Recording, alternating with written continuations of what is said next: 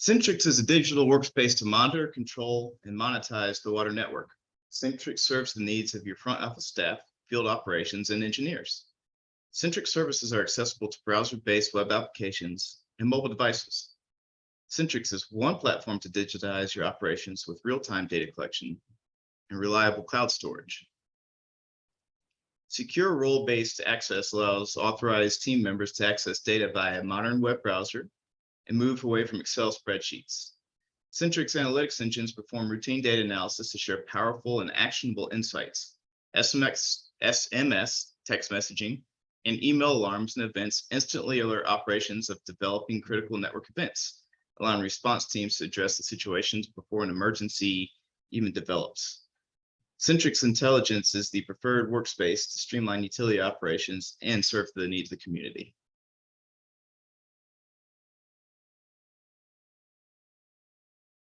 Mueller's Sentryx Water Intelligent Platform is a managed cloud-based platform to provide necessary real-time visibility and control into the water distribution network.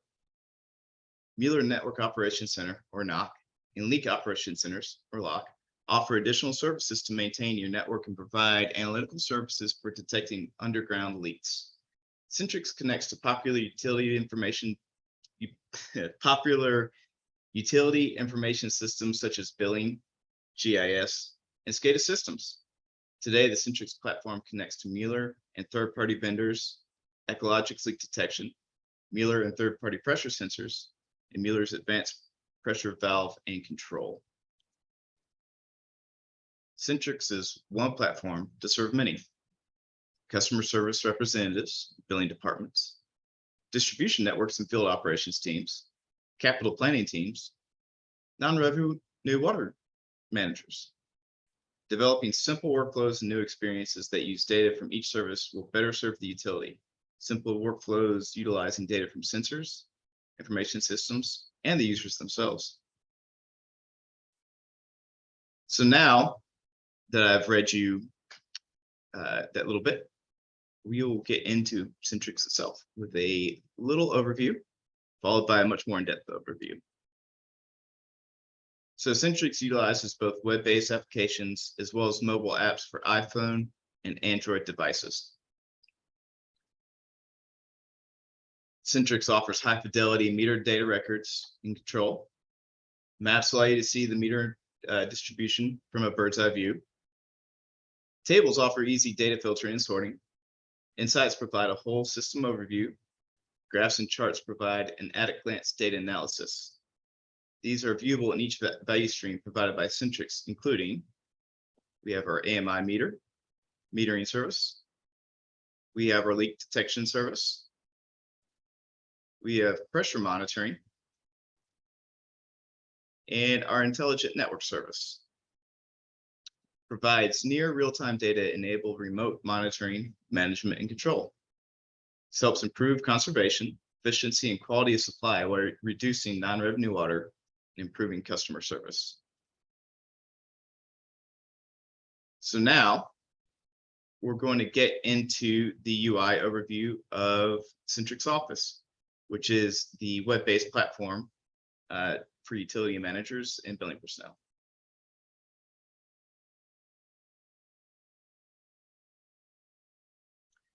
So first of all, we have a login page. It's like every login page you see, email and password. And if you forgot your password, you have a forgot password option right here. To get a login, contact your utility's Sentryx manager or whoever manages logins for utility. If this is not yet been set up, please contact the NOC. They'll be able to create a username and password. And how that gets to you is once they create it, you'll receive an email asking you to go to a specific Sentryx website where you can sign in and then set up your own unique password. If you forgot your password, if you used MyHost in the past, you'd have to email the NOC or give them a call to have them reset your password. Now you just hit forgot password.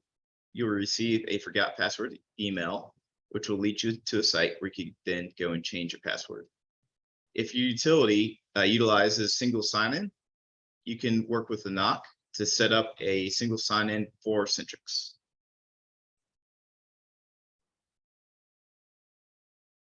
Once logged into Sentryx, you'll go to the meters list. So this is the primary navigation is contained at the bar on the left of the screen, and the content is displayed to the right. So this is your primary navigation bar. And then here is your main content on the right. Of course, you have your footer at the bottom, and you have your log out at the bottom left. All right, now that we're in Sentryx, let's look how to navigate around. So like I said, we have a navigation bar on the left. This is collapsible. When you collapse it, you still have the icons. So right here, you see the metering icon. If you hover over this when it's collapsed, it will pop out a box where you could select the items within the metering service. Below this, you have your core services. This includes your profile, where you could edit your password and your profile information. You could turn SMS texting on or off, add your phone number, your cell phone number, or remove your cell phone number. And like I said, we have logout here on the bottom. So the core services, like I said, edit profile. Users, this is how an admin for the site will add users to the site. So no more contacting the NOC. If you need to add a new employee, you could just log into users and add the new employee and give them the settings that they require. Now to the dynamic services. This is what you'll be using most in Sentryx. You have your leak detection, pressure, metering, your distribution map, and your intelligent network. Most people will be using metering or pressure or leak detection, all three or one of each. I believe for this training, most the focus will be for metering. I believe most of the people in here are in metering accounts. And so this will be the focus today. All right, before we get into the mobile app, I'm going to pull Sentryx up on my screen, and we are going to just take a little bit more in-depth look to get you more familiar with the UI. So here I have our Smart City demo site up. You can see this at the top left. Here we have our Insights tab. This gives you a whole overview of the system. So I will show this real quick.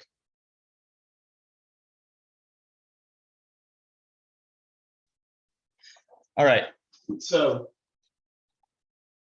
here we have a systems overview. So you have items like weather, your daily consumption. And so this is 3 days in the past because we allow the system 3 days to come in. Your DMA loss. And then here we have the communications. So these are devices that have not communicated in over 7 days. These are devices that have not communicated with 4 to 7. You can see in the Smart City demo, everything's coming in because it's a demo site. We did have a small dip right here. So this is your healthy percentage. So this network is 100% healthy. And we have a grand total of 149 meters in this account. Here we have important alerts. These are editable. So you could choose what you see. And then below here, we have your consumption graph combined with temperature and weather. So this is the consumption bar. You can see here values. So this is, remember, site-wide. So on 7/5, these 51,000 gallons, almost 52,000. They had 0.1 inches of rainfall, and the temperature was 71 degrees.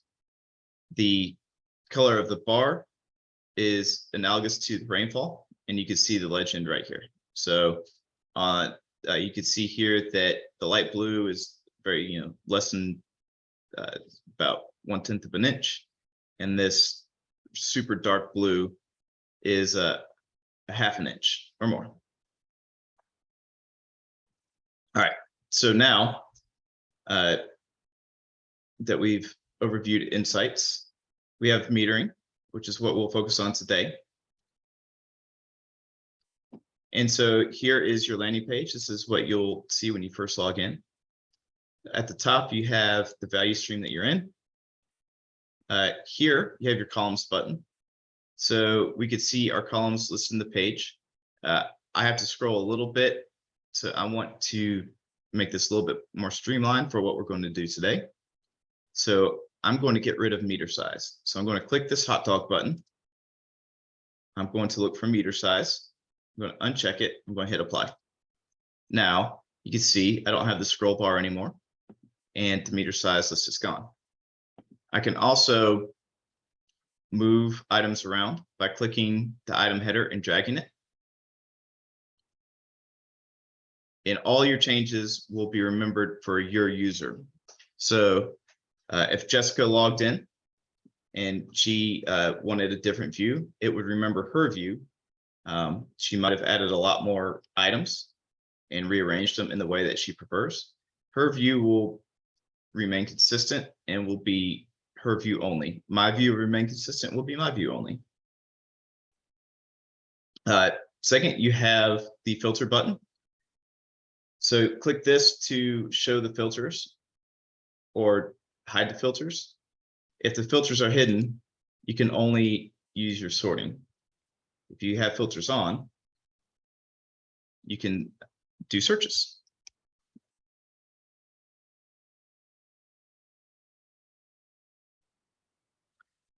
All right. Next, we have the clear all filters. So let's do a search. Make sure all filters are cleared. See if we have. I'm just going to do one for the address, and then I'll do node ID. Let's see if anything has a 25. Okay. So I had these two filters applied, and it netted me a very narrow result, which is what I wanted. Now I could click this button right here to clear just this filter. You see here that this filter remains. Or if I'm done with this search altogether, I could click this global clear all filters, and it will clear all filters that I have set. Next, we have our node selection. So if you select a node from the list, you can see here that this changes to 3. And if you do different sorting, you can see here that those 3 are still selected, even though they're not shown on the page. Now it's 2, 1, and none. Up here, we have our on-demand read, our tasks, our swap options, and our RDM actions. And we will get into this later in the training. Down here, we have our navigation. So you can see we have, we're viewing items 1 to 10 of 184. I can go to page 3. I could go all the way to the end. I could go all the way to the beginning, or I could iterate one page at a time. I could also change the number of items from 10 to 25 to 50 to 100. All right, and once again, I'm going to be viewing the side navigation bar expanded because I have a little bit more screen real estate here. You can collapse it and still use it by hovering over the various items. So I could go to alerts, I could go back to meters, but I will leave this expanded for this training. All right, so now that we've looked into a little bit of Sentryx Office, we will now go into the Sentryx mobile workforce application.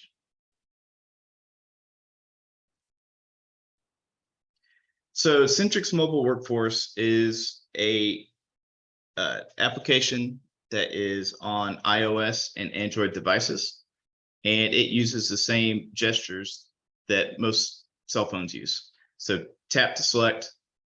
You have your pinch zoom, pinch blow up. So go in and out with a pinch.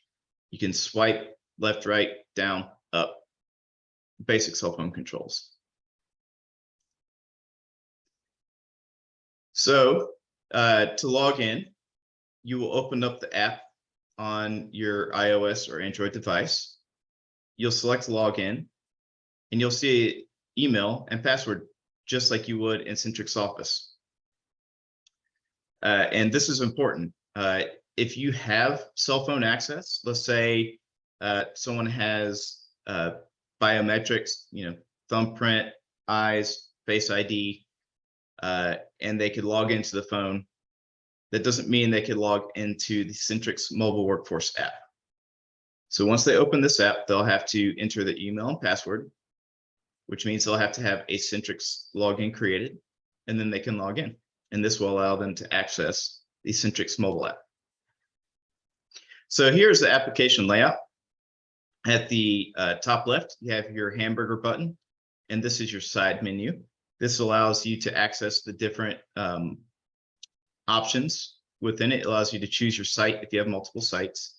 It allows you to choose your value stream, and then your action. So this person is in work orders right now, and they got there by selecting the hamburger button and selecting going into the actions and selecting work orders. And we will get more into the details of this in a little bit later in the training. So navigating, once again, they press the sidebar. They selected their site. They selected their service, so metering.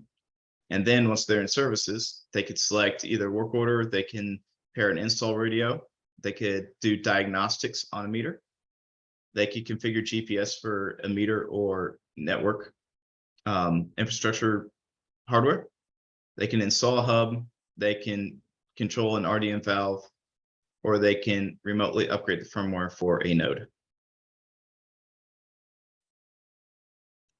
So now the side menu. So you'll tap the hamburger button. You can see here that you see your user. You can log out. You see the site that you're on. So when I show my phone a little bit, it'll say Smart City Demo. Your category, so metering. This could also be pressure or leak detection. And then your action within that category is work orders. So now it is time for our first pop quiz.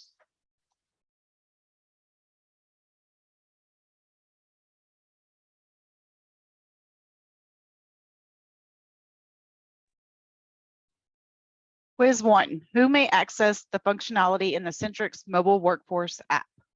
We'll give you 40 seconds to answer.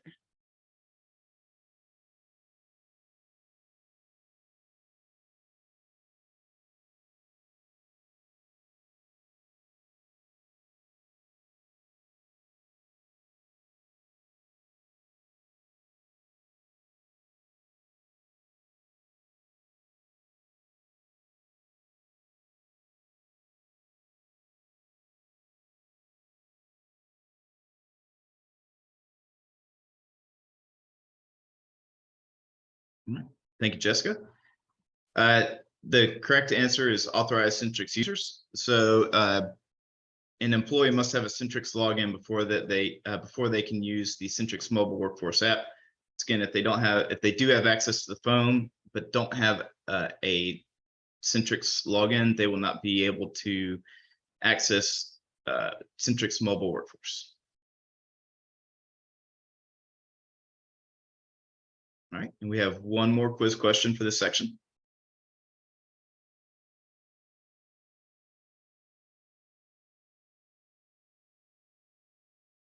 Quiz 2. How can an authorized user navigate to select the site, services, or actions?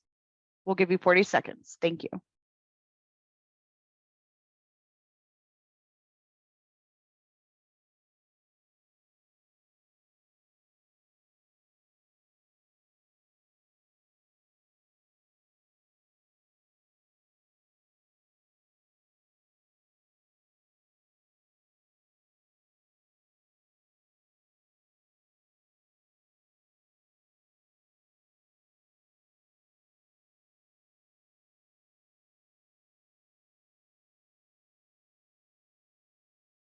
So yes, the selecting the menu button at the top left is the correct answer. There's also a sneaky second correct answer, which is swiping right on any screen.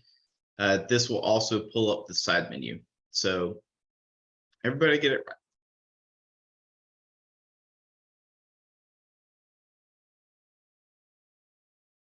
All right. So now that we've done a quick overview of Sentryx Office and the mobile application, we'll get into alert management. So this will cover alert configuration, alert subscription, and alert monitoring. So a key part of Sentryx are alerts and alert customization. These alerts are highly customizable and are accessible on the meter list as well as on the meter details page. Notification through email or text provides fast notification for selected alerts. This facilitates fast notification and allows for active monitoring. So for alert management, I will cover the workflow. So the operations manager umbrella and network planner and billing admin. So the ops manager will coordinate with NOC to configure the alert settings for newly installed meters. So this is mainly done at the very beginning of a installation project. Once the meters start getting installed, we will configure the alerts based on the customer's desire, or if we see that we're not getting enough alerts or we're getting too many alerts, we can customize the alerts to fit the utilities needs. And then the ops manager subscribes to alert notifications by SMS or email for concerned stakeholders. So they will assign alerts to different people. Monitors the alert summary when critical alerts are triggered, notify homeowner if the issue persists, and creates service requests to dispatch field tech for site inspection and maintenance. So once the field tech is dispatched, it will work on the service request, complete the service request, and the ops manager monitors to see if the alerts are resurfacing and taking billing actions. The first way we'll look to configure alerts is on the meters list. This allows us to turn alerts on and off, as well as configure the alert settings. Using this functionality in the meters list allows the user to modify alert settings in batches of up to 25 accounts. So using the meters list, selecting up to 25, you can do alert management in smaller batches. This is useful when combined with the sorting and filtering functionality so that like meters can get like alerts. So to access this functionality, navigate to meters, select the desired accounts, click tasks, and select configure alerts. So let's see what this looks like in Sentryx. So I have my meters list and I've sorted it. So I'll just select these top 3. I'll go to tasks, configure alerts. And now I have my configure alerts page up. So let's say I want to configure the large leak alert for these devices. So I'll click large leak. I'll unselect use default options, and this will allow me to set my own options. So what I'm going to do is what it says right now is positive flow is greater than 1 unit an hour for 95 straight hours. So let's say our meters read in 1 gallon increments. So 1 gallon an hour for essentially 4 days is a little bit too high of a threshold for day count, but it's a little bit too low as far as positive flow. So I'm going to change this to 5 to assume 5 gallons an hour. And instead of 95 hours, I'm going to set this to 2 days. So 2 straight days of 5 gallon reads every hour for 2 days straight. I'm going to hit save. And it will give me a success. The configuration has been saved. Now, because this is a demo site, I can't actually save these because they locked it down because we have to show this to a wide range of people. So if I go back into these, you'll notice that my change wasn't saved, but that's just because it's a demo site. All right, so now let's go back into configure alerts and let's take a look at some of these icons. So this icon, it is represents a computer chip. I think it looks like the headstock of an 8-string guitar. This is a firmware alert, which means that this alert is triggered on the node itself. And any change to the alert settings has to be communicated to the node. This is why we have a limit of 25 at a time. This helps us avoid excessive network traffic if we change a firmware alert. The software alert, or this thing that looks like a cloud, is a software alert. So this is monitored by Sentryx itself whenever the reads come in. So this alert is easier change because it's just essentially a switch in the software, where this one is a switch in the node and requires a lot of communication to change.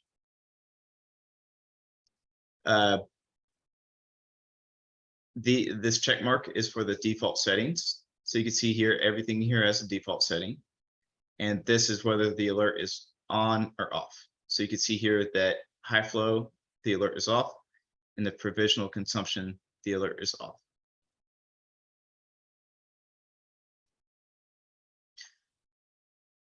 All right. So now it's time for a pop quiz.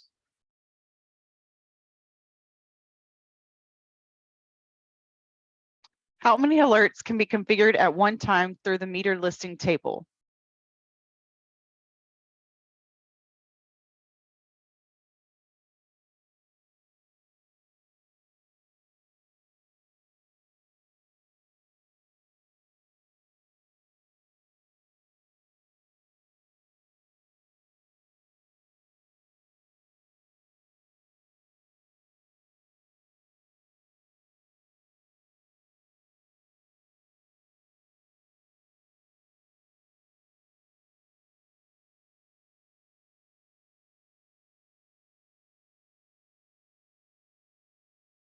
All right. Thank you. The answer is 25 at a time. We limit this to avoid excessive network traffic.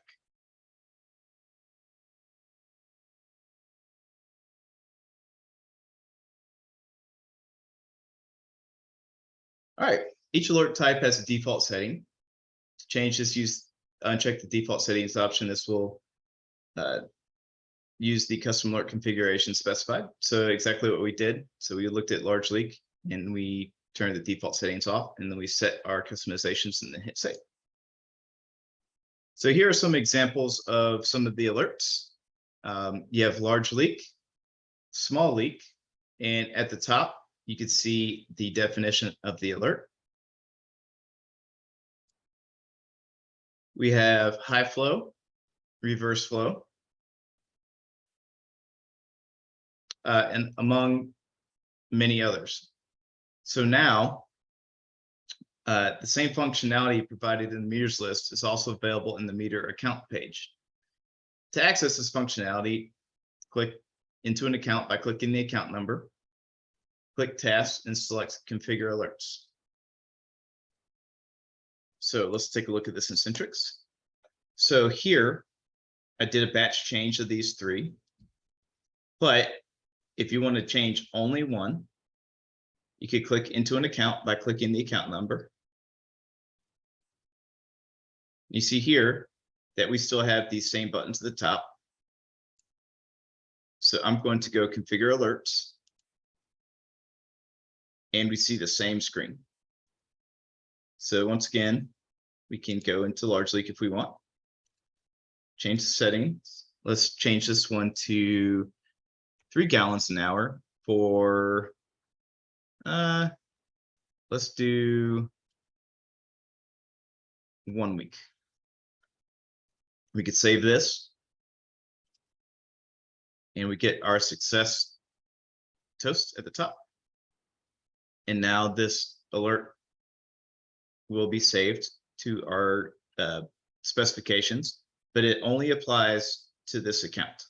So once again, if you want to do batch changes to up to 25 accounts, you can select them on this page,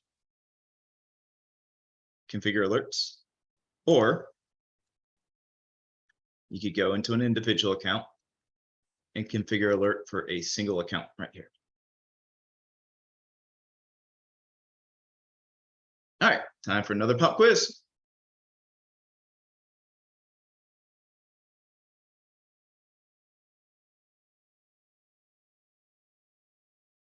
True or false? Alert settings can only be managed in the meters list.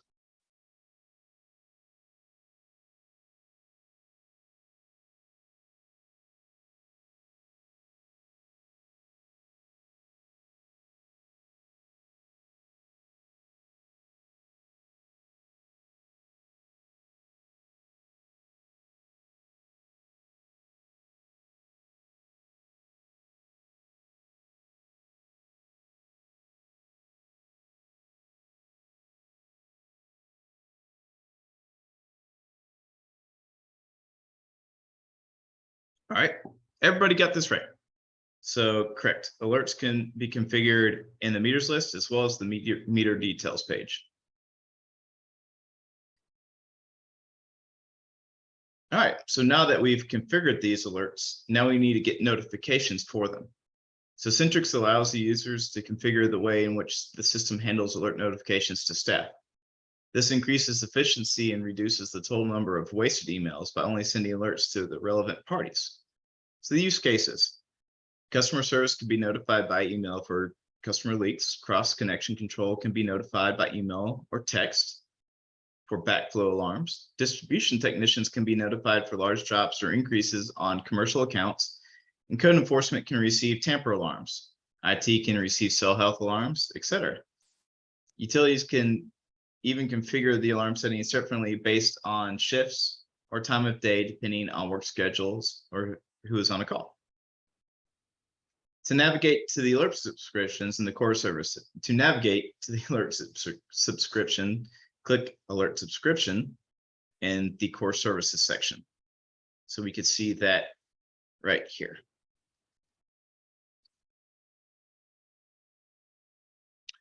Users can receive alerts via text, SMS text, or email. So the way to do that is you'll add subscription.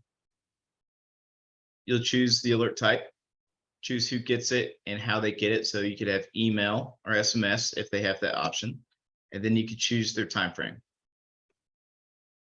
So let's take a look at that in Sentryx. So I'm going to click on alert subscriptions. So I can see my site right here.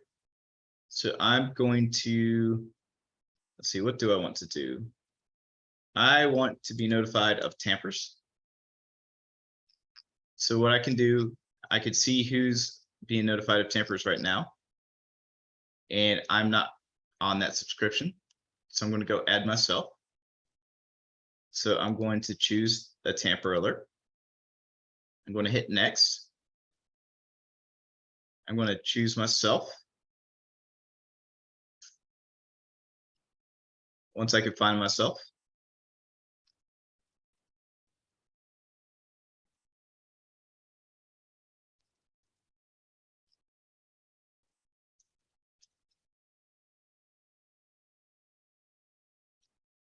Oh, also you can add people that aren't on the list by adding their email or their phone.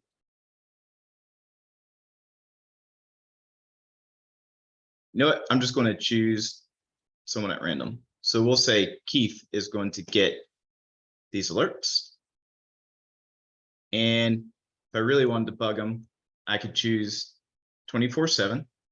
And this is a fellow PM, so I really should find something that's going to alert a lot and just bug him. It'd be a great joke. But I won't do that. I'm going to say, you know what? I think Keith should monitor these Tuesday and Thursdays. And let's say his shift starts at, let's say, midnight and then ends at let's say he ends at 10 a.m. He works very long days. All right. And then, so I can see here that I have Tuesdays and Thursdays, midnight to 10 a.m. selected for Keith. I could save this, and then he would get notifications via email and SMS text. But I don't actually want to do that to Keith. So I'm going to close out. And that is how you add a subscription. And now it's time for another pop quiz.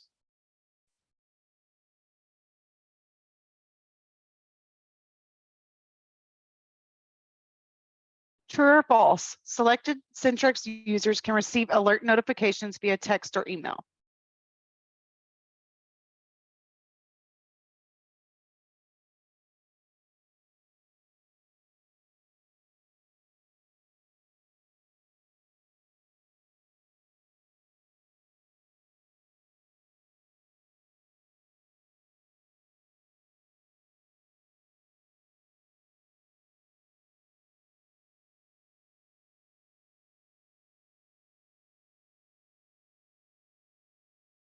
All right, everybody got this right? Yes, correct. Users may also select a day and a time to receive these alerts. So now that we've looked at customizing alerts and creating notifications, let's look at alert monitoring. So alerts are displayed in the alerts page under metering. And we can see here that we have our water meters and we have 266 alerts in this example. So these are unacknowledged alerts. These aren't necessarily new alerts. These are just alerts that have not been acknowledged yet. We have the group by route or cycle. This will group alerts shown by route or by cycle. This, you have your alert filters. And then you have your alert acknowledgement, and you can even add a note to an alert. So let's take a look at this in Sentryx. So under metering, I'm going to go to alerts, and we can see here that we have 8,473 unacknowledged alerts. So because this is a demo site, this number is going to be high because we have stuff that's just made to set alerts, so we can demonstrate it. So to acknowledge these alerts, so remember this number, 8473. I have 100 selected. You can see here, let's go back to the beginning. I have 100 selected. You see 100 items per page. So what I'm going to do is I'm just going to batch select these, so that way we can see this number go down by 100. So I selected 100 items. You can see right here, 100 items selected. I'm going to hit acknowledge. And now I have a success toast. And instead of 8473, it is now 8373. And you can see that all these alerts are yes for acknowledged, and they are not bold anymore. So if we go to page 2, because I didn't acknowledge these, you can see all these are bold, and the acknowledged is no. So now that we've acknowledged our alerts, we can filter for specific alerts. So the alert name, I could drop this down, and I could say, let's look for any battery health alerts. We don't have any, which is good. And we don't have any within this time frame of 7/28. I should clarify. So this is new alerts as well as history. And we filter it to show only about the last week. So let's see if we have any device failures in this time frame. And we do. So these are all going to be one device. But normally, because this is a demo site, you would see a number of different ones if you have a device failure. Let's do large leak. I don't think we have any of these. We don't. And let's see about if we have any tampers or wheel location errors. And we do. So this is how you can filter around alerts. If I wanted to see something, so let's go something that doesn't have any alert.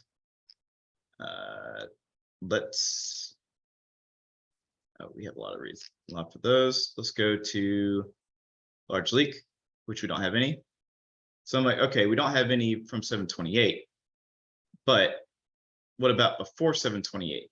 So I could change this to a date. Let's say August of 2021. And there's still no large leak. I could change this. So this is looking at everything after this date.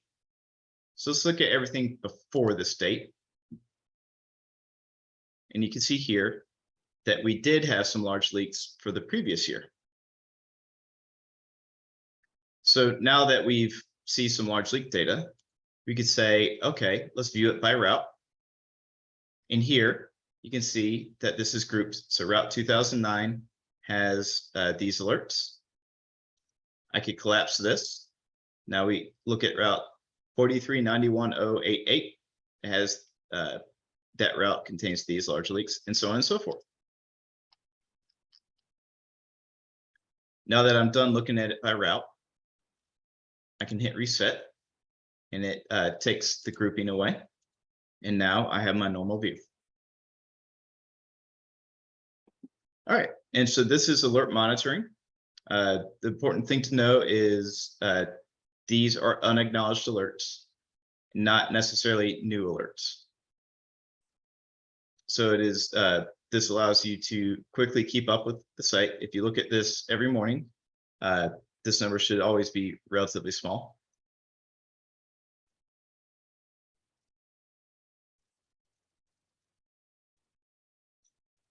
All right, so before we get into the work order management section, we're going to take a small 5-minute break, and it is 9:45 Eastern time.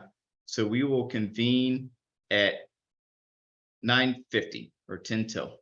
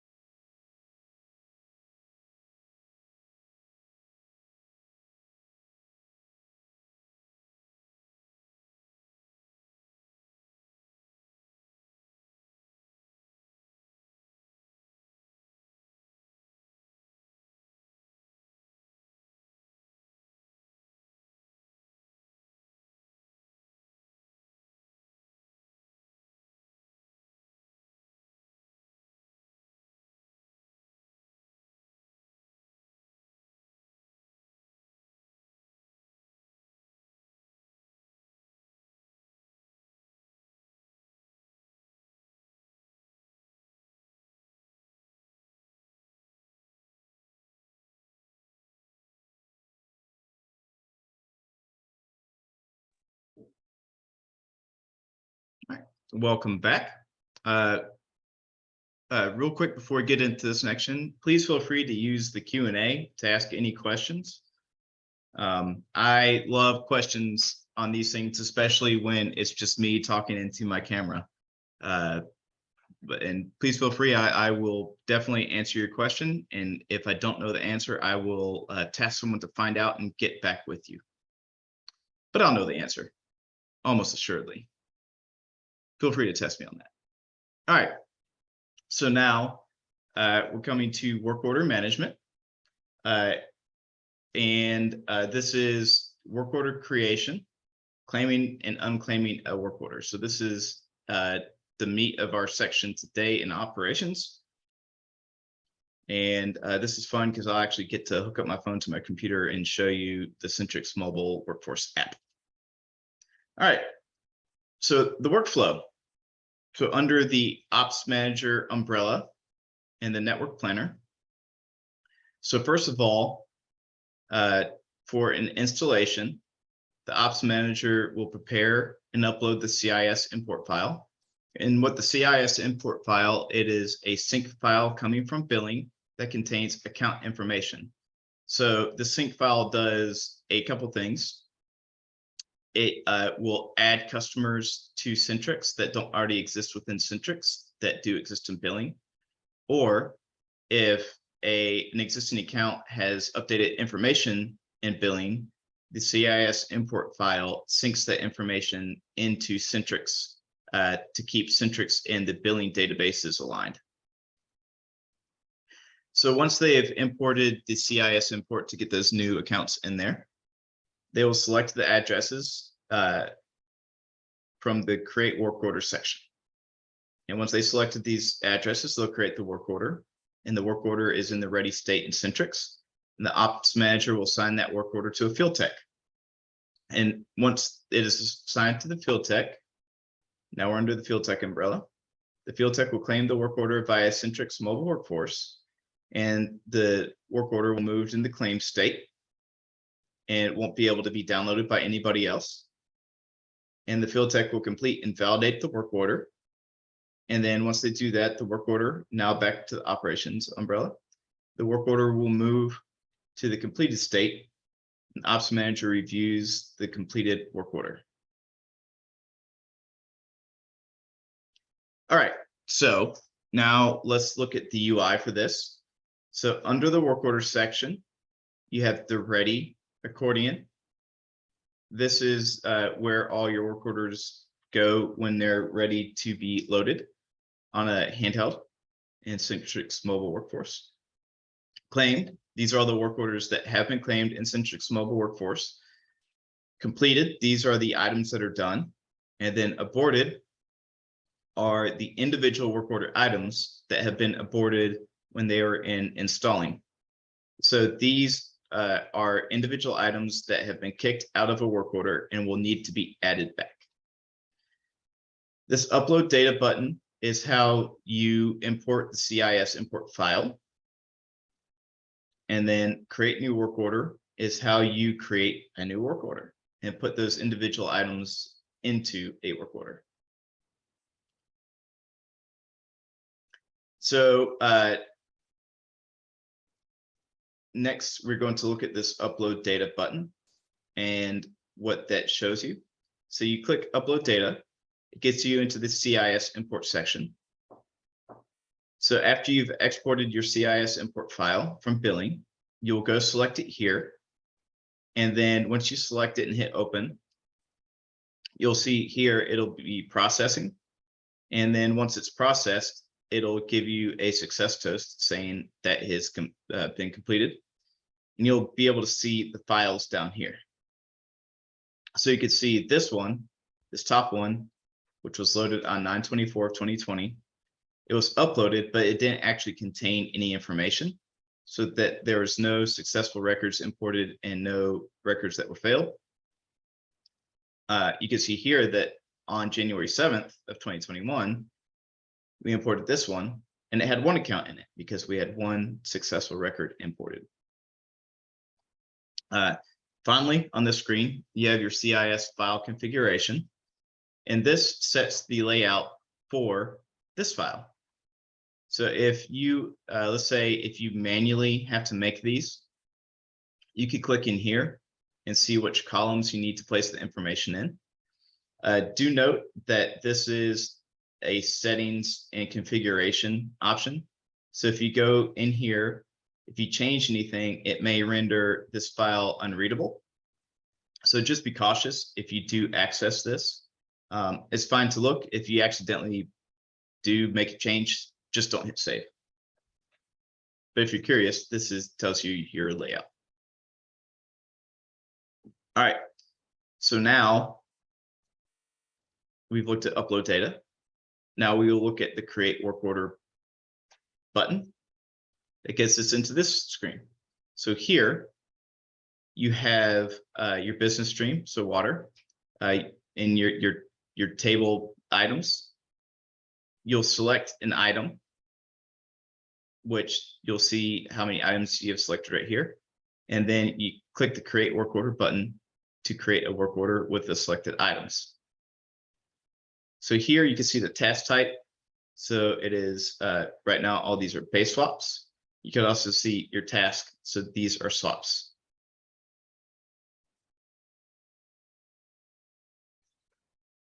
So the work order management details page.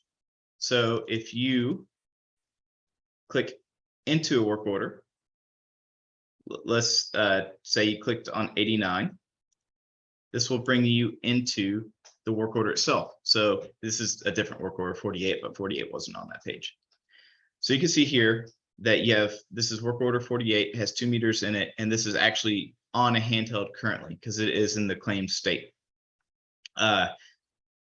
If this was in the ready state, you'd be able to add a socket ID. So you can add an account to this already existing. You could split this work order. Let's say you wanted to put these in separate work orders. You could select one of them and hit split, and then you could choose where it goes. You can export the addresses that are in this work order, and this will export to an Excel spreadsheet that you can view. This is your basic table with your table items. And then also, because this is in the claim state, you can reset the status of the work order. So the use case to reset the status is if let's say someone has their phone, they're doing the installation, they set the phone on the bed of their truck and close the lid, and then they drive off. And my dad is notorious. He has lost so many phones. He's dumped one in the Bay. He dumped one when he was going to California. Luckily, he got that back. And he's done it another time. Just leaves it on the bed of his truck, drives off, and phone drops. Well, if my dad was a utility worker and he drove off and this was no longer usable, but he still had a or a work order in there, the utility manager could go reset the status, and a different technician could go claim it to finish the work.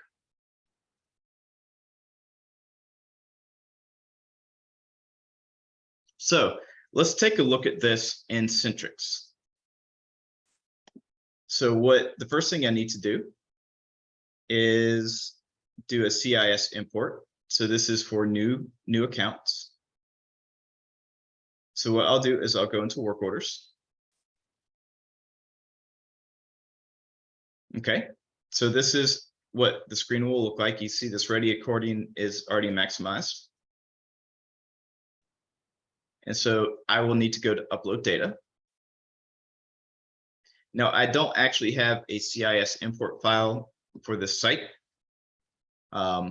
So I won't be able to import any new information, but basically I'll click select files. I'll select the file that I want to use to import the new data. It will load here. And then once it loads, again, you can see here the history. So a bunch of these were onesies, twosies. This one had 6 in it. So once we get the new accounts in here, I can go back to work orders by clicking this work orders button right here, or I could click the back button to go back.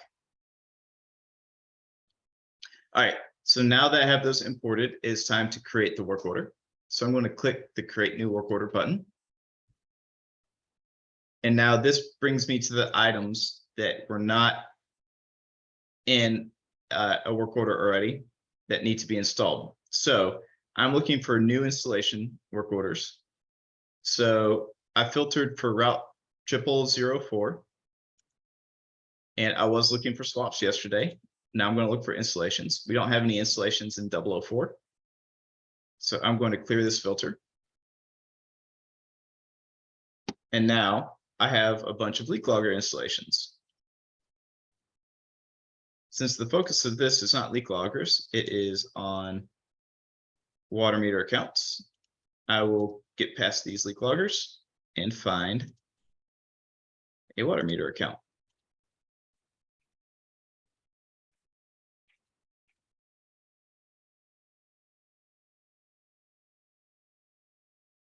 And I can't remember what page they start on.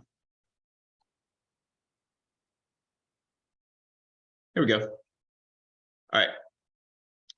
So let's select this one. And I'm going, so you can see here I have one item selected. I'm going to click create work order. I'm going to name it Sentryx Training Demo Thursday as the name. I'm going to click save.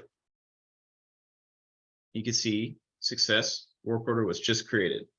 So now you can see here that I have work order 346 and I created it, and it is an install or swap work order. All right. Now we're going to get into work order management. So this is how to create and install work order, a swap work order, and a manual read work order. So the install node is exactly what I went over, but I will review the workflow. So Ops Manager prepares and imports the CIS import file, upload the CIS import file into Sentryx Office, creates the work order, which I just did. Field Tech will then claim the work order. Field Tech will validate and complete the work order. When they complete the work order, it'll move into the completed state. And the Ops Manager reviews the work order installed in Sentryx Office. So, for a pop quiz. Yep, pop quiz time.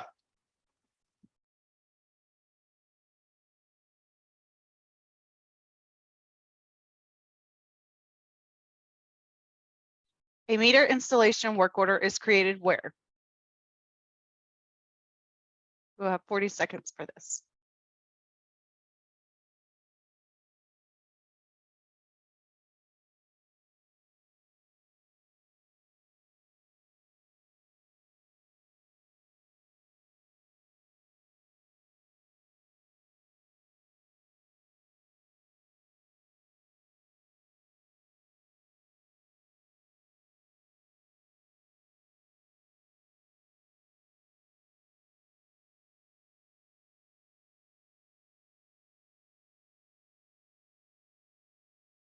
All right, so the correct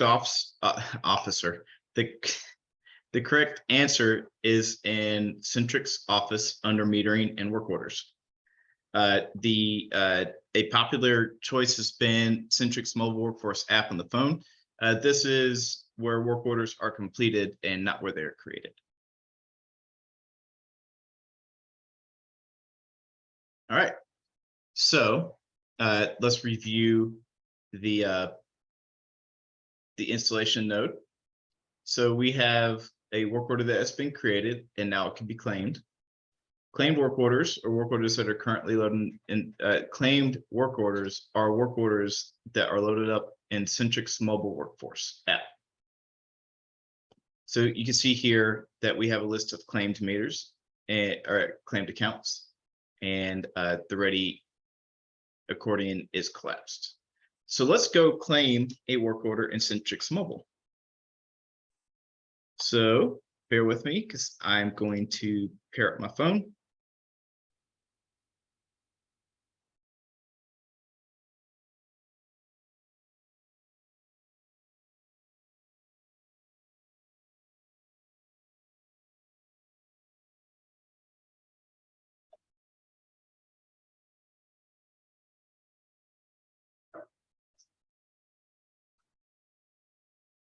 Let's see if I can get it paired up real quick. This always takes a few moments. Oh, that was very quick. All right. So this is my actual phone. So you can see here, this is the Sentryx app. And now I am in the Sentryx app. If I hit the hamburger button on the left, I could get to my navigation. And you can see here that I'm signed in. I'm in the Smart City demo site. I'm in metering, and my action is work orders. So this is where I want to be. So now this loaded up the work orders. I'm going to sort, going to change the sorting by clicking this button. And now I can see 346 and the Sentryx training demo Thursday. So I'm going to click this, and I can see that the one item in there, and I could claim the work order. And so now I'll be able to start installing by clicking installation. All right, so if we look at Sentryx, if we refresh this screen, so I'm just going to go out of it and come back in it. You can see here that 346 is not in ready anymore. 346 is now in claimed right here. So if I want to unclaim this using my handheld, I'd click this button and hit unclaim work order. Or let's say I lost my phone or it fell off the bed of my truck. I can go in here and then I can click reset status. So I'm going to click reset status. It says, are you sure? Yes. So now 346 is out of the handheld. If we look at my handheld, we can see here that I have 0 claimed. One important thing to note is that in the Sentryx Mobile Workforce app, as you complete accounts, so if I was going to go into 340, claim it and install these, as soon as I hit install, this will communicate this installation to the server in real time, which means that you don't have to wait till you sync the work order to get the items inside Sentryx. So if you've used our old handhelds in the past, you're likely aware that the installations only sync in at the end when you sync the cell. But in Sentryx, these get synced in real time. So let's say someone was doing 25 installations. They got through with 10, and then they ran over their phone or something. Those 10 items will have been already synced into Sentryx, and they don't have to go revisit the work. Whereas the old handheld, if they didn't sync the cell in, they would have lost those 10 installs, and they would have had to revisit them when they were able to download that work order again. So this is done in real time, which will save a lot of time in case something of that nature happens. All right, now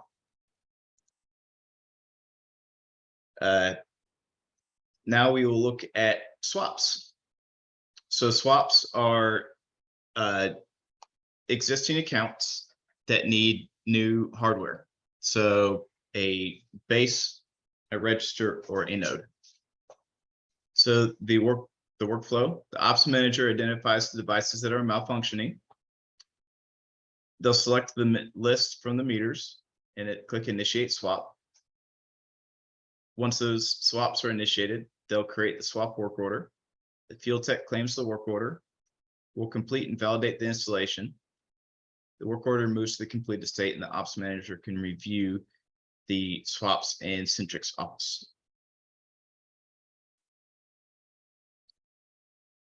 To add an account to the work order, same way, navigate to the work order screen, create new work order, filter for the desired device, select it, and click the create work order button. So let's take a look at this in Sentryx. So I'm going to go into my meters list, and I am going to sort by account.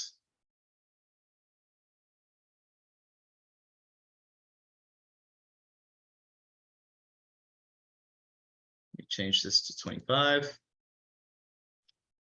And let's go to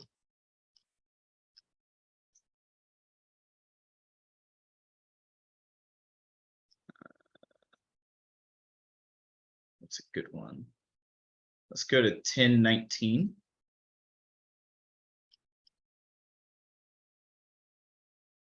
If I can get to it. Okay. So here I can select 1019. I can hit swap. Oh, and we already have a base and a node swap. So I've already done this one. Let's look at 1018. This has swaps for all three. So let's try 1016. Also has a base swap. Apparently I've been initiating swaps and not canceling them.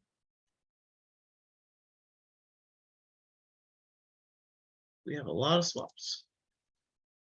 All right, here we go. So 1023. This does not have a swap initiated, and I could tell because I could see initiate base swap, initiate register swap, or initiate node swap. So by contrast, let's go to 1019 again, just to show you what I was looking at.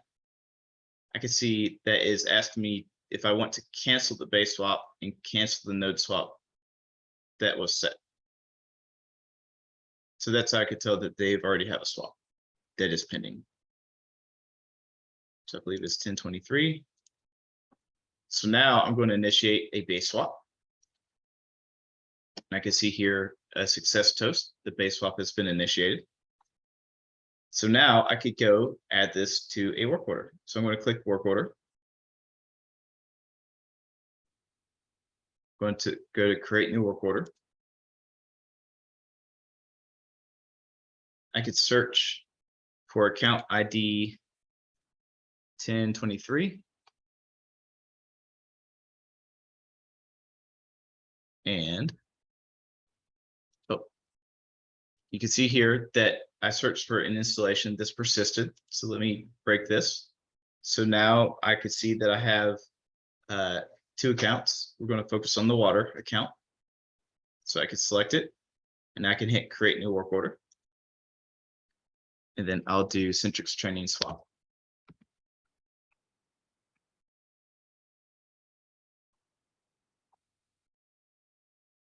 So now I've created 347. Now, there's an option you can do. So let's say these are close to each other. I'm like, there's no point in having two work orders. I'm just going to combine this. So I'm going to go into 347. I'm going to select it. I'm going to hit split. I'm going to choose existing work order. I'm going to select my work order if it is in this. Oh, it's not in this list. See if we could find our way to it.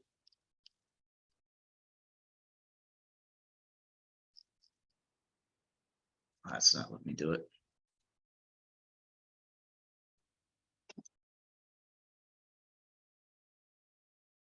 All right. So you could split this to an existing, or you could create a new work order with it. But for some reason, my work order that I just created is not showing up. So what I'm going to do, I'll just delete 347. I'll go into 346. I'll add socket. I'll do a search for 1020. Oh, it's right here, 1023. I'll select it. I can even say, you know what? I want to do a register swap as well. So now I added a swap. And then I'm going to select it and I'm going to add it to this work order. So now you can see we have two items in this work order, one swap and one installation. So now 346, we can see that we have two swaps. All right, so that is how you create a swap work order. So now the third work order type is manual read. There are two ways to create a manual read work order. You could create them in the meters list. So how you do this, you'll select the list of meters with missing reads from the meters table using your filtering. You'll trigger the manual read from the meter screen, and then it creates a manual read work order. So let's do this in Sentryx. So I am going to select the ones that have never been read. So I'll select these three. I'll do a task, and I'm going to select manual read. I'm going to name it.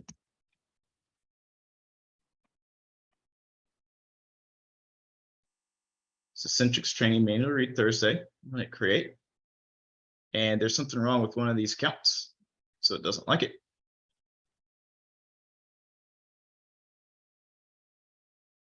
Let's just select 2 or 3.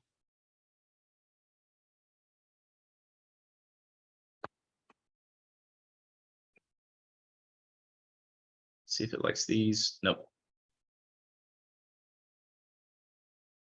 This is one issue with the demo site, is some of the stuff is blocked off for me.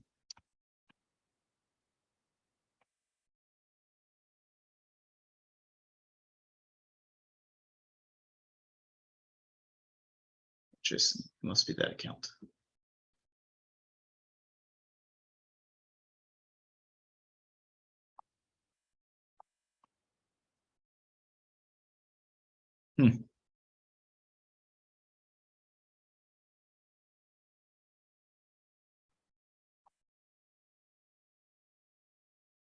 Interesting. These must already be in the manual read work order.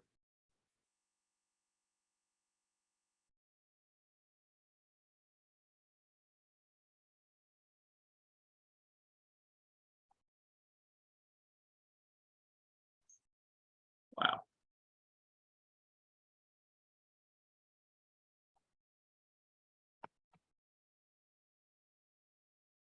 For some reason, it's not let me create a manual read work order. And a lot of these might already be in one. I need I'll have to go and look into that. But basically, that's how you do it. Select the accounts, hit task, manual read, and then this will create a work order automatically. So if we go look at the work orders, we could see it's filtered by manual read. So you can see here that all these are manual read work orders. All right, next is through billing. So when you do your billing process, so you upload your billing file to the billing page, you can press a button that will create a manual read work order from all items that don't have a current read based on the read window. This will create the manual read work order for those missing reads. So once again, let's look in Sentryx and at how to do this. So to start off, you'll go into billing. You'll select your date range. So real quick on this, there's a misconception that this is your reading whole month. So let's say reads are gathered on the 15th. So what people will want to do is set this from the 15th to the 15th.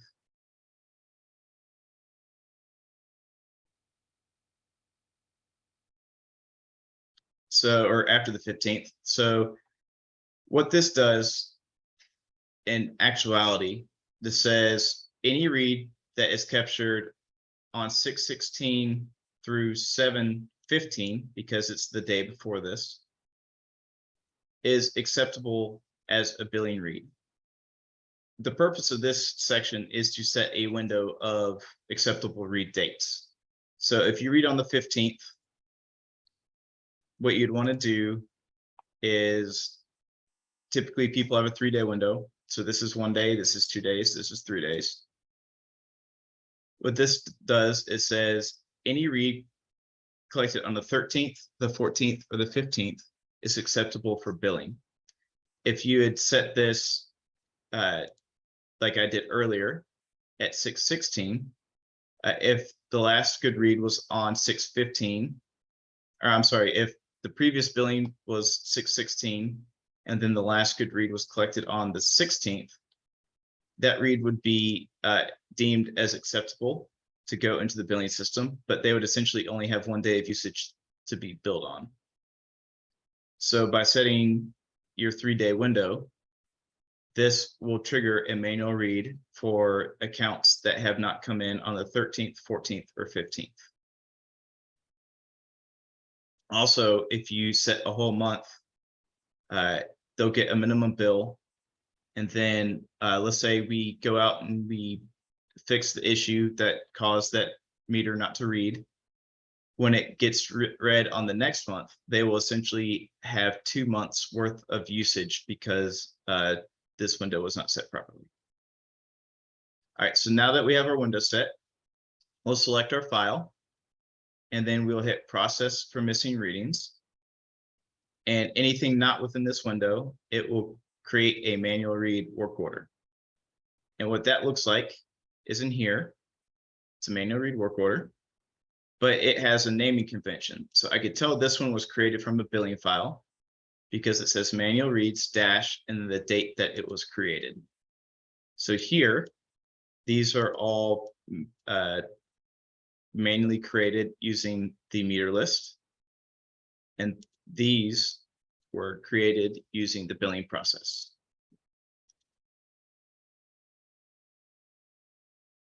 All right, so this is a review of how you go select it from the meters list. And then this is a review of how we select it from, or how we create it in the billing process. And I went over these, but these, when you are sent this presentation, you'll be able to review it here as well. And so now we have the last installation type, and this is for repeaters. So because repeaters don't read any data from a meter, a repeater will not have an account in the billing system, which means we have to create an account within Sentryx. So there's 2 ways to create those accounts. You can create a file with all the repeaters to be installed in that file, or you can individually add them one by one. So once you do either one of these, the workflow is streamlined. So both of these will create entries on the work order table. You will then create the work orders. A field tech will claim the work order, complete and validate the installation. The work order will move to completed, and then the admin can review the installation info in the communications tab. So to navigate here, go to metering and communications, click add repeater, and then you can select to add it manually, or you can import a bulk file. So the manual repeater entry pulls up this window. So street, city, state, and zip are required. Latitude and longitude are optional. These will be gathered when the field tech installs them with a handheld. And then if you select import, you'll have to create a file. So column A is street, column B is city, C is state, D is zip, and then E and F are optional longitude and latitude. If you put a header row in your file, you'll have to check that contains header row. And then once you save the file, select it and hit save, and all those will be imported. So this is typically done on newer installations or new implementations where we have to do all the repeaters. So let's say your site has 10 repeaters. Instead of entering those one at a time here, which will take a little bit of time, we could just add them to a file and import them all at once. And this will create entries into the work order table. And then we add them using the same method as the account installs and swaps. So once the repeater work order has been claimed and installed, it'll be available in Sentryx under communications, and the NOC will route the repeaters to the appropriate parent, as well as routing the appropriate nodes to the new repeater. So in Sentryx, you'd add a repeater just like normal. So in work orders, let me clear my filters. So if we wanted to add a repeater to 346, I can add socket. And let's see if we have, yep, so we have a few repeaters here. So I can see that we have a repeater, and this is a socket ID. It's location. So now I have a repeater. All right, once the repeater is installed, you can look at the installation by going to communications, and we're in the repeaters tab. And here we could click into the location, or we could click into the repeater account by clicking the repeater ID. And now we could see its information. So we could see the type, socket ID, latitude, longitude, street, city, state, and zip, as well as the description. And we could see it plotted on a map. You have your configuration views right here. You can see it's what it's parented to, as well as its upload configuration. So this is coming in every day at 8 a.m. Any existing alerts, which this doesn't have any. You can see a swap history. You can also initiate a swap if you want to swap the repeater with a different one. You can see its diagnostic log and its daily status log. All right, so that is the repeater installations. So next, we will look at how to reset a work order. So I had already touched on this a little bit, but we will review it. So a work order can only be claimed by one user at a time. So if user A claims a work order, that work order will not be available for user B to claim in Sentryx Mobile Workforce. If for some reason the work order needs to be reset from claim to ready, the ops manager can do that by clicking into the work order. So first of all, you have to expand claim, click into the work order, and then click the reset work order button. This will set the work order back to ready, and it can be claimed by another field tech. So we looked at this in Sentryx. We'll just take one more look just to make sure we all understand. So I'm going to go claim a work order. So I'm going to claim 346. And now you can see here that it is unclaimed. So I can reset this here by simply going into it, resetting the status, and then yes, I'm sure I want to reset it. And now it is in ready.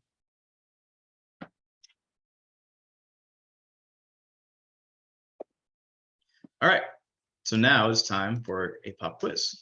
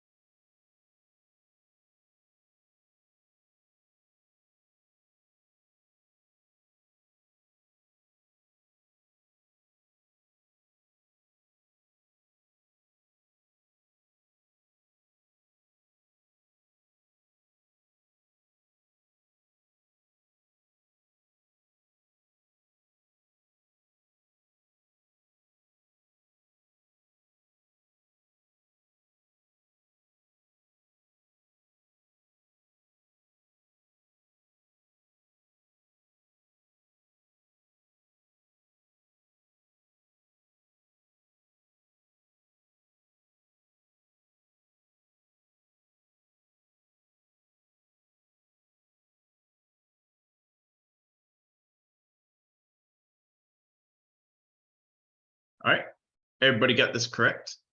Only one user may claim a work order at one time.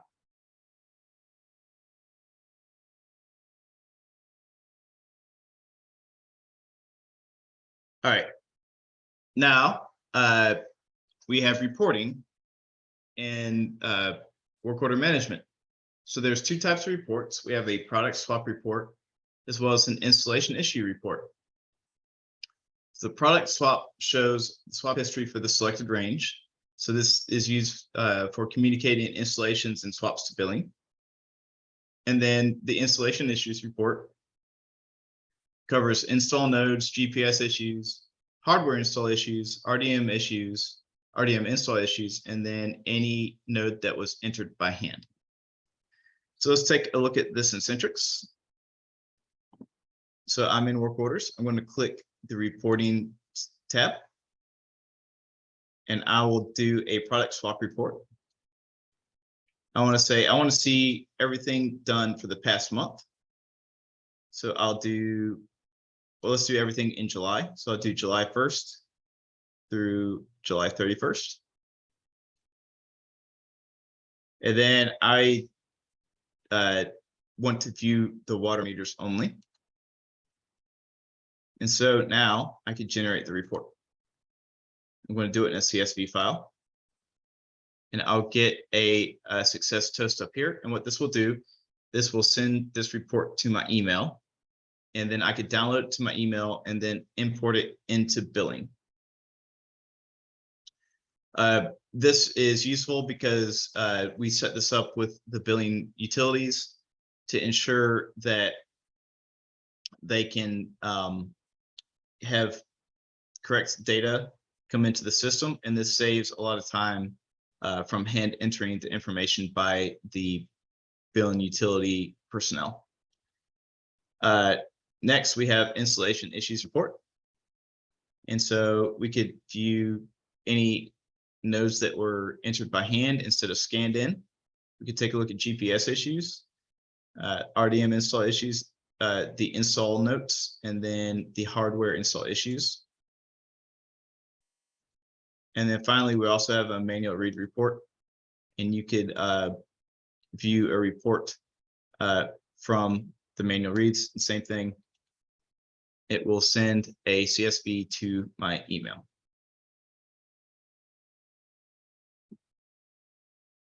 All right. Now we'll get into the field tech part of work order management.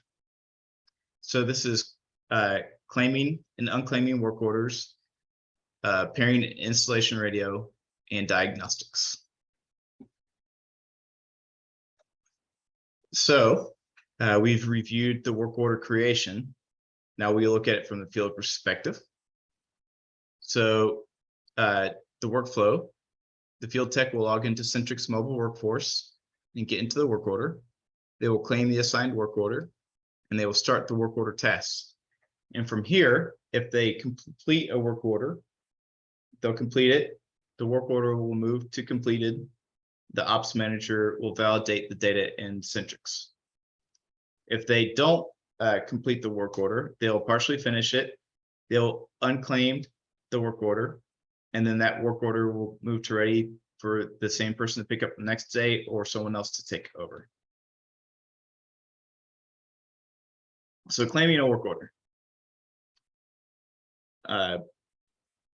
As the field tech completes work orders, so they claimed it, the items are synced in Sentryx in real time, and the completed items will show in the completed accordion as they are completed.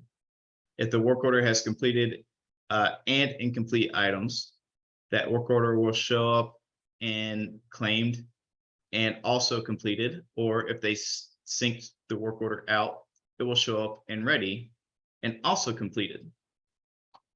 So let's take a look at that. So in work orders, so you can see here that I did 343 yesterday.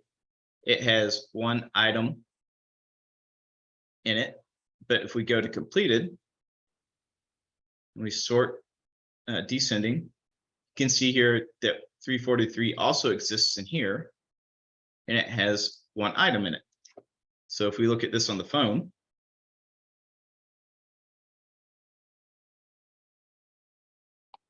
and I will need to connect to my phone again.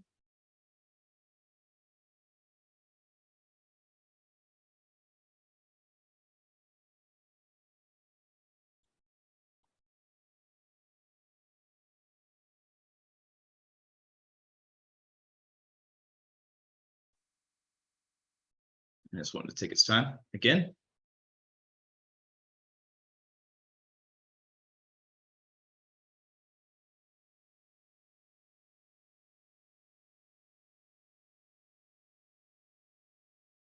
And waiting and waiting and waiting.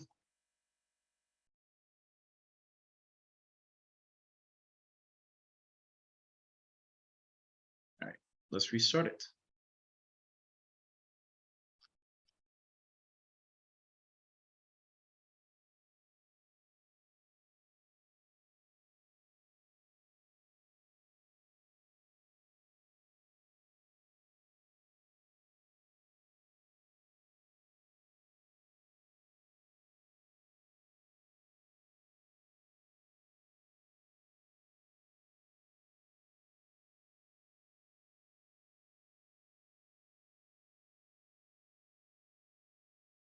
I love when technology doesn't work the way you want it to.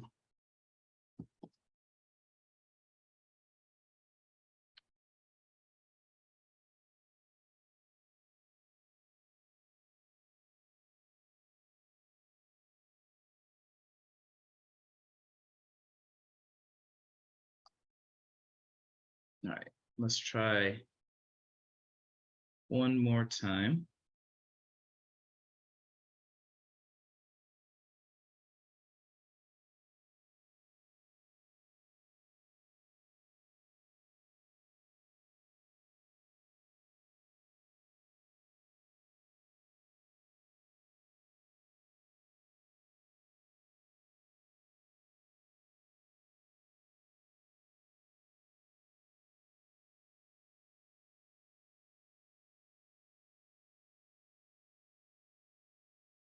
And we may have to skip this.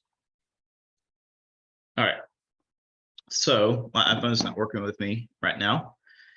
So basically what we'd see if we logged into the phone, if my applications would actually work, not Mueller coded applications. That's our stuff is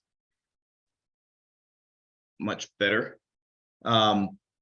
We would see that work order 343 has one completed item, and then one item ready to be installed.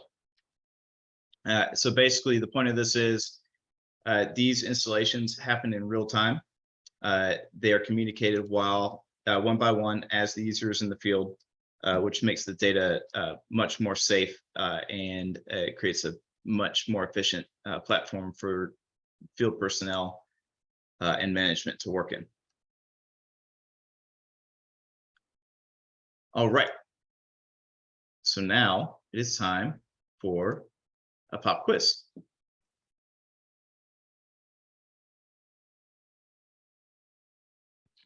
True or false? A specific work order can simultaneously show up in the ready accordion and in the completed accordion.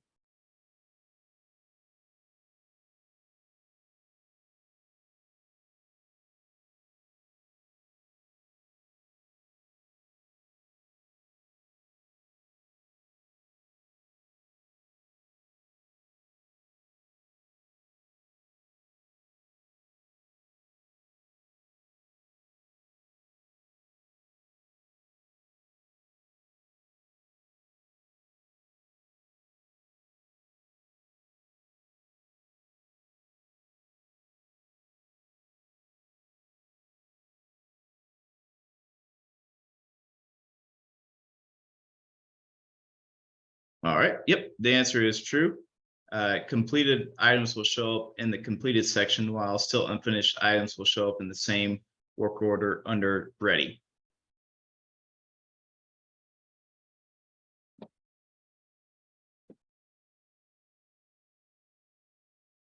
All right. Now to complete the work order,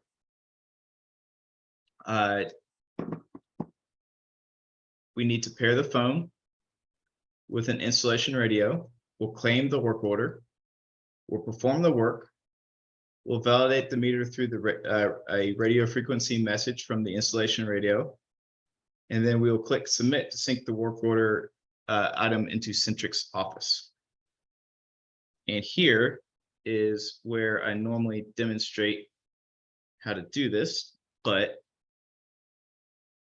my technology is being really, really suspect right now.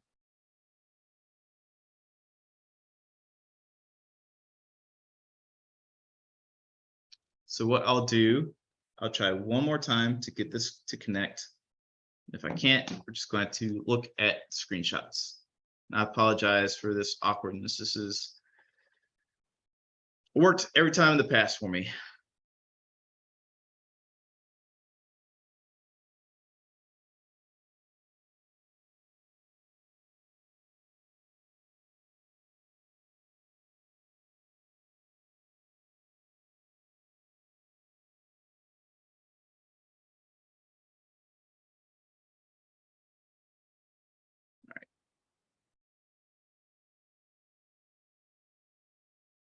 There we go. Okay, fantastic. So get into Sentryx. Now it's loading up my work orders.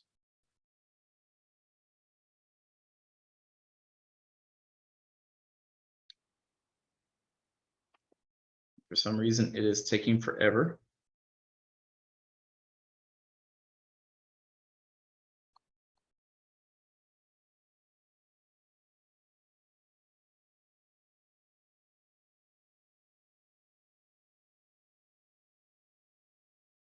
I must be having internet issues. All right, here we go. All right, it finally loaded up on my screen. So we can see here 346. So I'm going to go claim this work order. And so now that I have this work order claimed, I can go do an installation. So I have a meter right in front of me. So I'm going to hit install and hit start task. And now I can scan the numbers in. So I'm going to hit the camera button. I scanned the node in. And now I'm going to scan the register in.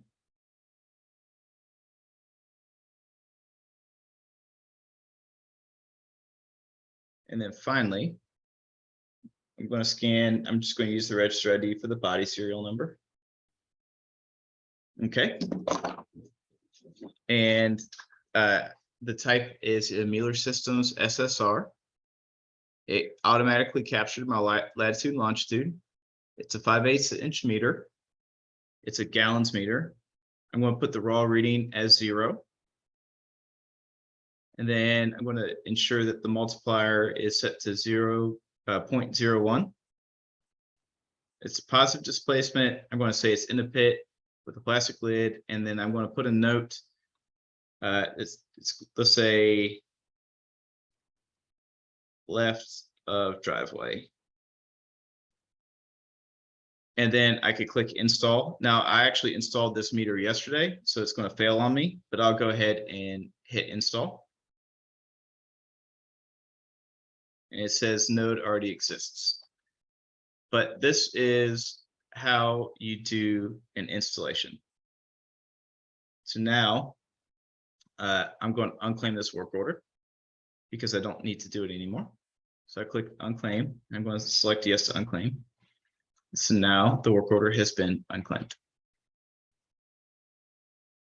So to review by the slides, so the assigned tasks are listed in the to-do section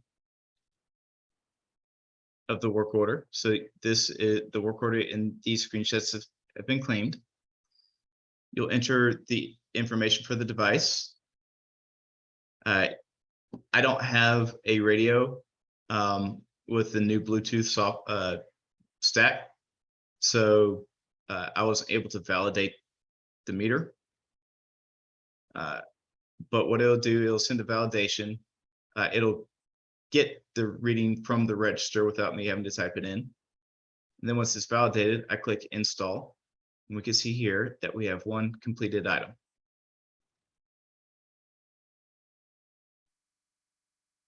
So now that we've gone over how to install an account or a swap on the handheld, we'll review how to pair the install radio. So we'd mentioned using install radio for validation. And now we're going to hook it up. So to pair it, make sure Bluetooth is turned on the phone. You'll go into actions and you'll click install radio. Then you'll hit start new search or tap pair radio. And then you'll hit start new search. And this will look for devices. You'll select the device that starts with Mueller BTM. So the device will look like this in the list. You can see right here, we have Mueller BTM. And then you'll tap connect. And once it's connected, the radio LED will blink green on the install radio itself. If you hit start a new search and you don't see it in this list, you can hit start new search again and it will try to find it again. And if you've ever paired any Bluetooth device, you know sometimes it takes a little bit for that device to become viewable. So now the radio is paired and it is ready to be used for installation validation as well as diagnostics. So as far as diagnostics goes, diagnostics may be performed at any time without a work order as long as an install radio is paired with the device. So to navigate to the diagnostics section, click the hamburger button at the top left, click change under options, actions, select diagnostics. To send a diagnostic message, you enter the node ID, you'll select the message, and then you'll click OK, and the diagnostic message will be sent to the meter. Remote disconnects may also be performed in the same manner. So because I don't have a radio, I won't be able to demonstrate this in real time. But here you can see we selected an action. We selected diagnostics. we enter the serial number. We'll select a task. This is showing that we don't have a install radio connected currently, but we are assuming that we've already connected this. So when you select task, you can choose from on-demand read, get RDM status, get time, get firmware version, and three-wire raw read. So a on-demand read will only do an on-demand read to this device. It won't actually push that on-demand read to Sentryx Office. It'll only show up on this handheld. All right. So we have 2 more sections to go. We will take a 5-minute break. So it is 51 past 10. We will reconvene at 10:56.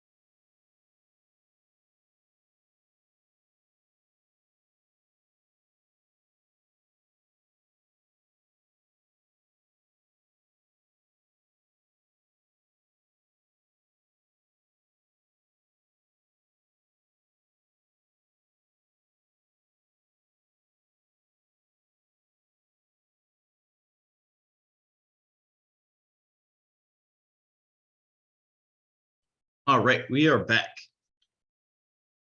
So now we will look at decommissioning accounts.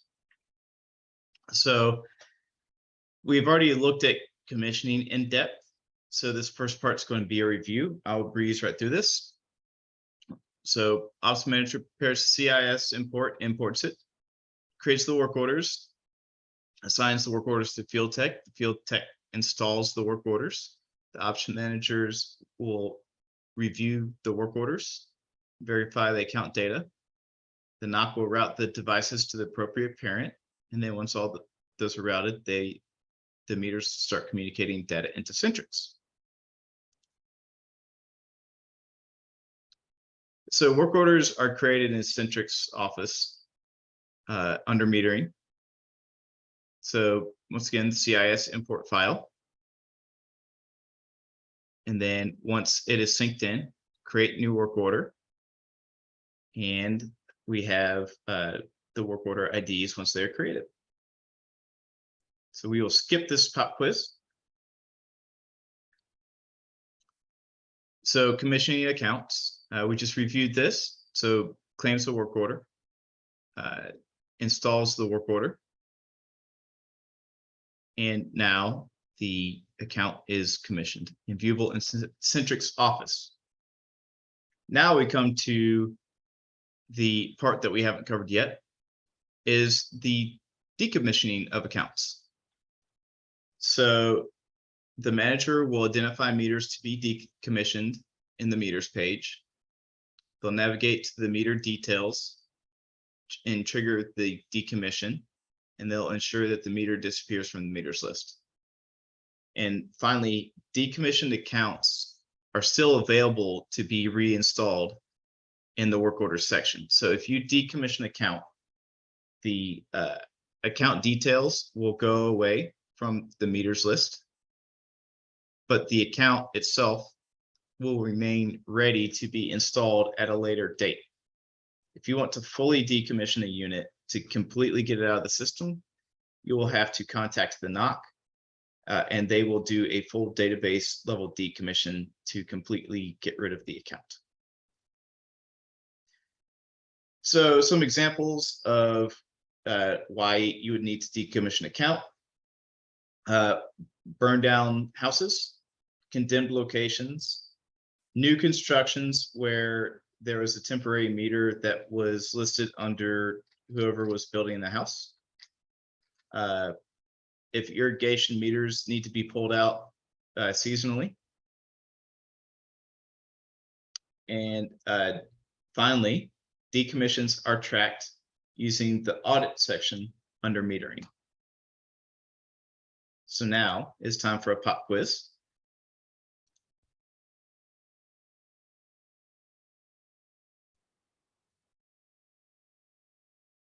So true or false? Decommissioned meters are completely removed from Sentryx.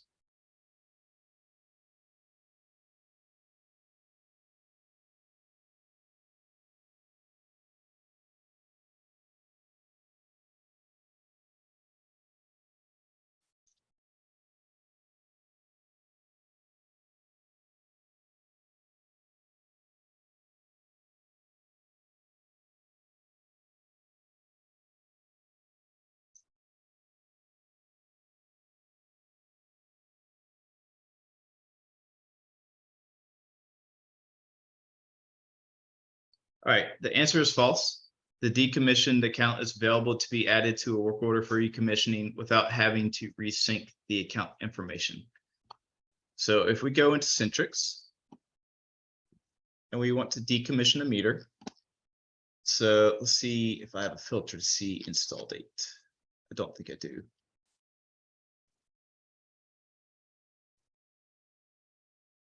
Let's go to install notes.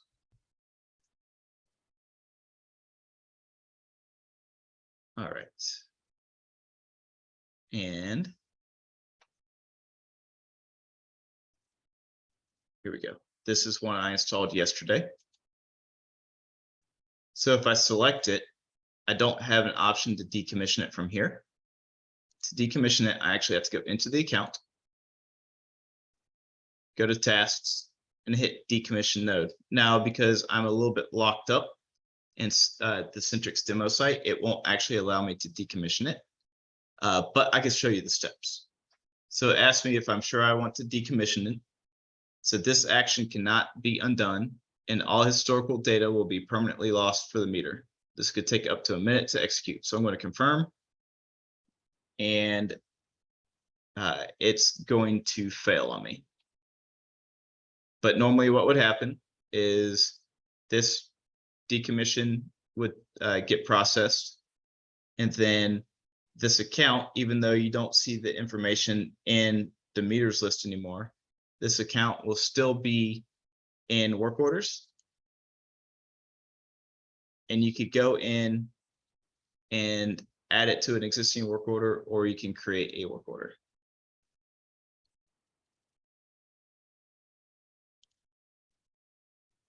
Okay, so this gets us into recommissioning the meters. Like I said, once you decommission it, it is available as an item to be added to a work order.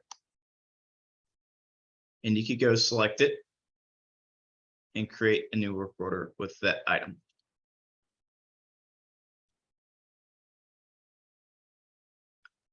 And so finally, our last section, we will look into working with routes. So the billing system enables accounts to be categorized into routes and billing cycles. These routes and cycles are imported into Sentryx using the CIS import process. Sentryx utilizes this information by allowing all the accounts to be grouped by route or cycle. This is used to group accounts in alert monitoring, generating consumption reports based on route or cycle, creation of groups within Sentryx, and work order creation based on route and cycle. So, second to last pop quiz. How are cycles and routes entered into Sentryx?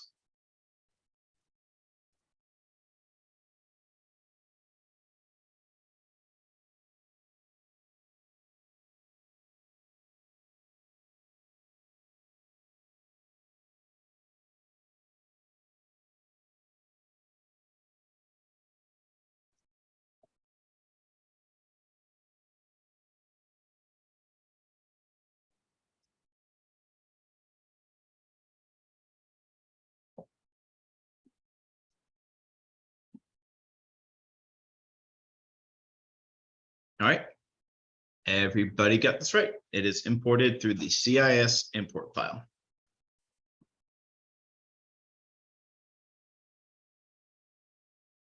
So route management is used for billing and meter consumption reports. So to do this, let's go to our meter section. And now I think I took routes away. So let's go add routes.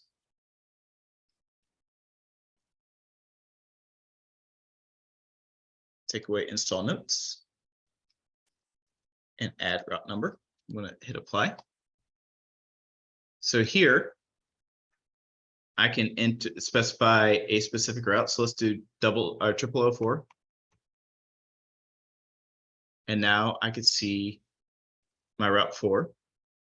And let's add a filter to pare this down a little bit. Let's say anything with an alert. So now I could select these 4 items. So these are items with alerts in route 0004. And now I can do a report on them. So what this will do, this will allow me to see the consumption and reading. Let's do this past month, and let's view daily data.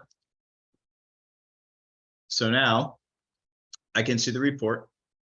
So there's 2 columns for each account, and there's 4 accounts here. You can see we have 15 Middleborough Street, we have 24 Middleborough Street, 36 Middleborough Street, and then 561 Bellevue. So this is the reading for the day, and this is the consumption for the day. Same thing for 24 Middleborough, same thing for 36 Middleborough, and the same thing for 561 Bellevue. I can export this report by clicking export, and it will send this report to my email.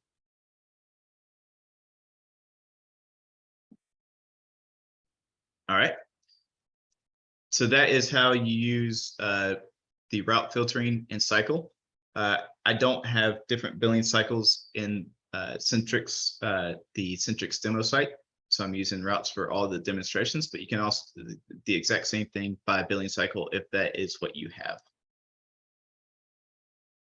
So work order management. So when you're adding items to the work order, you can specify the route to make it easier to search. So if we go into work orders, we go create new work order.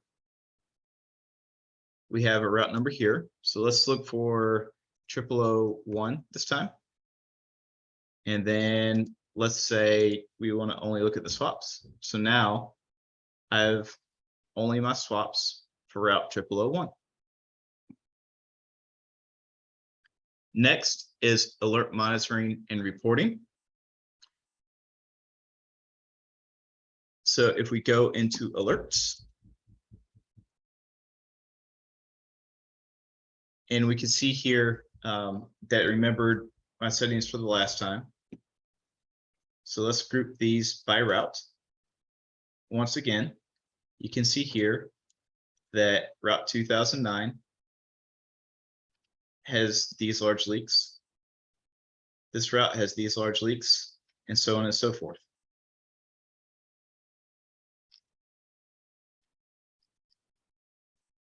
And you could collapse these to make the page easier to view. Of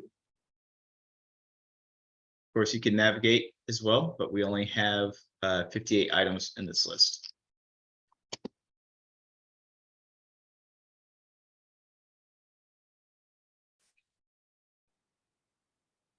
So finally, it is time for a final hot quiz.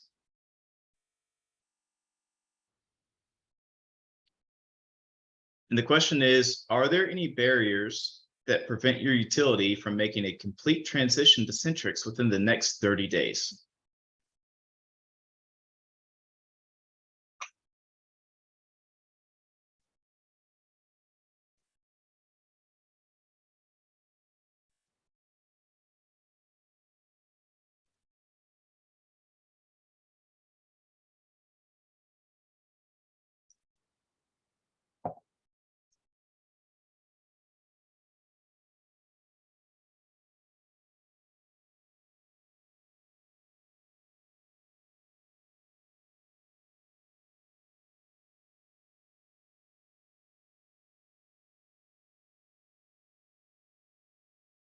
All right.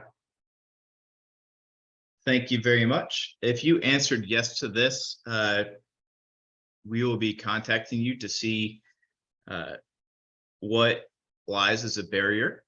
And we greatly appreciate any feedback that you have to give to us on that. And this has been the operations training session. And thank you very much for joining. And we look forward to seeing you use Sentryx. Have a great day.